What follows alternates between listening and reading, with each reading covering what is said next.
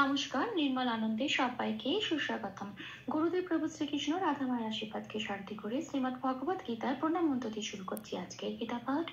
শ্রীকৃষ্ণ হৃদয়ম গীতা সংসার মালনাশিনীম জ্ঞানম ভক্তি মুক্তি দাত্রীম গীতা দেবী নমস্তুতে। ওং নমো ভগবতে বাসুদেবায়। ওং নমো ভগবতে বাসুদেবায়।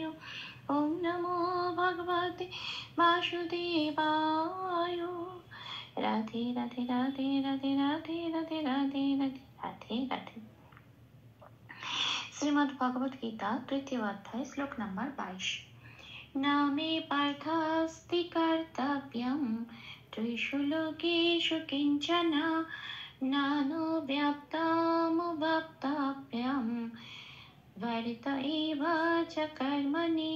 আচ্ছা, এখানে প্রথম লাইনের প্রথম পাঠটুকু হচ্ছে নামে পার্থাস্তি কর্তব্যম। এটা আমি বাংলায় বললাম, এবার দেখি এটাকে কিভাবে সংস্কৃততে ভেঙে উচ্চারণ করব। একদম সংস্কৃত উচ্চারণের কাছাকাছি পৌঁছানো যায় সেভাবেই বাংলা হরফে প্লাস প্লাস দিয়ে সাজিয়ে লিখে নেওয়া হয়েছে। কিছু কিছু জায়গায় লাল দেওয়া হয়েছে, যে যে জায়গাগুলো লাল দেওয়া হয়েছে সেই সেই জায়গাগুলো চান্টিংয়ে চলনের সময় উচ্চারিত হবে না, ঠিক তার উপরের ব্র্যাকেটে যে অক্ষরগুলো দেওয়া আছে সেগুলোই উচ্চারিত হবে। নামে পার্থাস্তি কর্তব্যম, এটাকে দেখি সংস্কৃততে কিভাবে ভেঙে বলবো। নটা যেমন আছে তেমন পূর্ণরূপে উচ্চারিত হবে, মেটাও যেমন আছে তেমন। পার্থাস্তিতে থয় রেপ আছে, পাশের ক্যালেন্ডারে 3 নম্বরে তালিকাভুক্ত করে দেওয়া আছে। রেপ থাকলে বয়শূন্যরায় হসন্ত দিয়ে সেটা প্রতিস্থাপিত হয়ে যায়।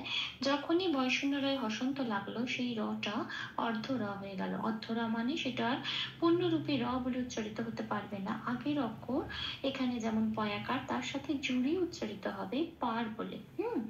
তাহলে থটা ফ্রি হয়ে গেল, সেই জন্য থয় আকারটা যেমন আছে তেমন। তারপরের অক্ষরটা আবার যুক্ত অক্ষর, যন্তেশ্বয়তার হস্যই। দন্তেশ্বটা আগে আছে সেই জন্য দন্তেশ্বয় হসন্ত লাগিয়ে বার করে আনা হলো। এটাও একটা অর্ধস্ব হয়ে গেল, আগের অক্ষর থয়াকারের সাথে জুড়ে উচ্চারিত হবে। থাস তিটা ফ্রি হয়ে গেল, তিটা যেমন আছে তেমন উচ্চারিত হলো। তাহলে শব্দটার উচ্চারণ পেলাম পার্থাস্তি। এটা আসি পরের শব্দে কর্তব্য, তয় রেপ আছে একই রকম ভাবে 3 নম্বরে তালিকাভুক্ত করে দেওয়া আছে। বয়শূন্য রায় হসন্ত দিয়ে রেপটা প্রতিস্থাপিত হয়ে কয়ের সাথে জুড়ে উচ্চারিত হবে ক। তটা ফ্রি হয়ে গেল, তটা পূর্ণরূপে উচ্চারিত হবে। আচ্ছা, ব্যায়ামে বয় জফলায় আমি লাল দিয়েছি কেন? তার কারণ বয়ের এবং জফলার উচ্চারণ বোঝানোর জন্য। 1 নম্বরে তালিকাভুক্ত করে দেওয়া আছে জয়ের উচ্চারণ হস্যই প্লাস অন্তঃস্থ, সেটা উপরে প্যাকেটে দেওয়া আছে। এবার বয়ের উচ্চারণ 2 নম্বরে তালিকাভুক্ত করে দেওয়া আছে ও প্লাস অ, মুখটা খুলে বলতে হয় ব। এই যে বয় জফলা, বয়ের উচ্চারণটা হবে ব, এবার এটা বয়ের সাথে পড়ে দিতে হবে। জফলার উচ্চারণটা হস্য প্লাস অন্তঃস্থ, তাহলে কি হয় বয় হস্য অন্তঃস্থ বিয়। ঠিক উচ্চারণটা হবে এরকম, বিয় বলতে পারবো না, সেটাকে ইয়া বলতে হবে। এটা ও ঘেঁষা বলতে হবে ইয়া। আচ্ছা, এবার ময় হসন্তটা পেলাম কোথা থেকে? অনুস্বর থেকে। শব্দের শেষে অনুস্বর আছে, 4 নম্বরে তালিকাভুক্ত করে দেওয়া আছে। শব্দের শেষে অনুস্বর থাকলে সেটা ময় হসন্ত দিয়ে প্রতিস্থাপিত হয়ে যায়। তাহলে শব্দটা কি পেলাম? সংস্কৃতের উচ্চারণ কর্তব্যম, এটা। আচ্ছা, তাহলে পুরো লাইনটা সংস্কৃত উচ্চারণ কি পেলাম? নামে পার্থাস্তি কর্তব্যম। আসি পরের পাঠে। ত্রিষু লোকেষু কিঞ্চন, এটা আমি বাংলায় বললাম। এবার দেখি এটাকে কিভাবে সংস্কৃততে উচ্চারণ করব। ত্রিষু যেমন আছে তেমন, একটু প্লাস প্লাস দিয়ে শুধু ভেঙে সাজিয়ে নিলাম চান্টিং এ চলনের সুবিধার জন্য। লোকেষু তো তাই লোকেষু বলে সাজিয়ে নিলাম। কিঞ্চনই একটা ইয়চয় আছে সেই জন্য ভেঙে নিলাম। ইয়টাকে ভেঙে বাইরে বার করে আনলাম হসন্ত লাগিয়ে, কি এর সাথে জুড়ে উচ্চারিত হচ্ছে কিং। চটা পরে রইল, পূর্ণরূপে উচ্চারিত হচ্ছে চটা। তাই পূর্ণরূপে উচ্চারিত হচ্ছে। শব্দটা পেলাম কিঞ্চনা। তাহলে এই পাঠে সংস্কৃত উচ্চারণ পেলাম ত্রিষু লোকেষু কিঞ্চন। আসি পরের লাইনে। নানা ব্যাপ্তব্যম, এটা আমি বাংলায় বললাম। এইটুকুনি হচ্ছে সেকেন্ড লাইনের প্রথম পাঠ। এবার দেখি এটাকে কিভাবে সংস্কৃততে উচ্চারণ করব। নানোটা যেমন আছে তেমন, নাটা পূর্ণরূপে উচ্চারিত হবে, কোনো হসন্ত নেই, নান বলতে পারবো না, না নো এটাই বলতে হবে। আচ্ছা, বয় আকারে লাল দিয়েছি কেন? 1 নম্বরে 2 নম্বরে তালিকাভুক্ত করে দেওয়া আছে বয়ের উচ্চারণ ও প্লাস অ, মুখটা খুলে বলতে হয় ওয়া। এখানে কি আছে, বয় আকার আছে উপরের ব্র্যাকেটে, তাই কি দিলাম, ও প্লাস আ, তাহলে উচ্চারণটা কি হবে, ওয়া। পরের অক্ষর আছে যুক্তাক্ষর পয় তয়, পটা আগে আছে, পয় হসন্ত লাগে বাইরে বার করে আনলাম। এবার এটা বয় আকারের সাথে আগের অক্ষরের সাথে জুড়ে উচ্চারিত হবে ওয়া বলে, তটা পূর্ণরূপে উচ্চারিত হবে ত। মটাও তাই পূর্ণরূপে উচ্চারিত হবে ম বলে তম।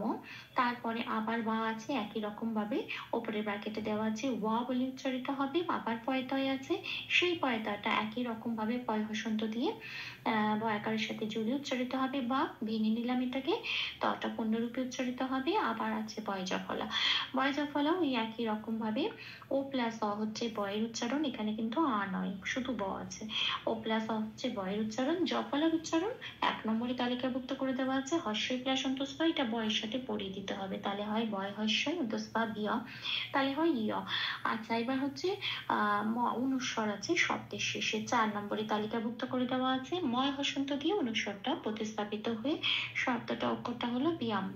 তাহলে আমার পুরো এই পাঠটা সংস্কৃত উচ্চারণ কি হলো, নানো ব্যাপ্তম, নানো ব্যাপ্তম, ব্যাপ্ত ব্যায়াম, এটা আসি পরের পাঠে। বার্ত এবাচা কার মানে, বাংলায় বললাম, সংস্কৃততে দেখি কিভাবে ভাঙবো। ব আছে, বয়ের উচ্চারণ বোঝানোর জন্য উপরে ব্র্যাকেটে দেওয়া আছে ও প্লাস অ, ওয়া বলতে হবে। তারপরে তয় রেপ আছে, রেপটা 3 নম্বরে তালিকাভুক্ত করে দেওয়া আছে, বয় শূন্য রয় হসন্ত দিয়ে প্রতিস্থাপিত হয়ে যাবে। আগের অক্ষর বয়ের সাথে জুড়ে উচ্চারিত হবে ওয়ার বলে, তটা পূর্ণরূপে উচ্চারিত হবে, তাহলে হলো ওয়ার্ত শব্দটার উচ্চারণ।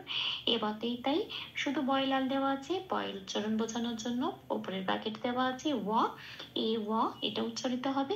চটা পূর্ণরূপে উচ্চারিত হবে কার মানিত, তাই ময় রেপ আছে, বয় শূন্য রয় হসন্ত দিয়ে রেপটা প্রতিস্থাপিত হয়ে কয়ের সাথে জুড়ে উচ্চারিত হবে কর, মটা পূর্ণরূপে উচ্চারিত হবে নিটাও তাই কার মানে।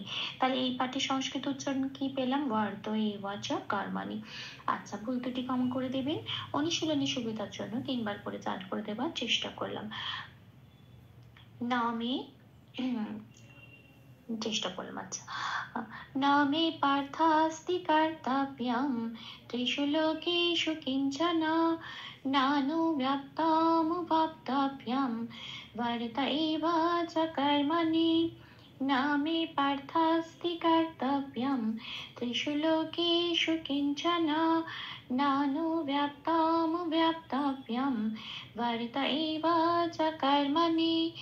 নামে পার্থাস্তি কর্তব্যম, ত্রিষু লোকেষু কিঞ্চন, নানু ব্যাপ্তমুপাপ্তব্যম, বর্ত এব চ কর্মণি। রাধে রাধে রাধে রাধে রাধে রাধে রাধে রাধে রাধে রাধে। তপ্ত কাঞ্চন গৌরাঙ্গী রাধে বৃন্দাবনেশ্বরী, বৃষভানুসুতে দেবী তাম প্রণমামি হরি প্রিয়ে। প্রভু ও শ্রী রাধা মায়ের কৃপা দৃষ্টি আমাদের সবার উপর বর্ষিত হোক। ধন্যবাদ। আপনাদের উৎসাহে আমার অনুপ্রেরণা, আমার সকল ভুল ত্রুটির ক্ষমা প্রার্থনা প্রভুর চরণেই অর্পণ করলাম। ওম কৃষ্ণায় বাসুদেবায় হরয়ে পরমাত্মনে প্রণত ক্লেশনাশায় গোবিন্দায় নমো নমঃ। শ্রীকৃষ্ণার্পণমস্তু। জয় শ্রীকৃষ্ণ।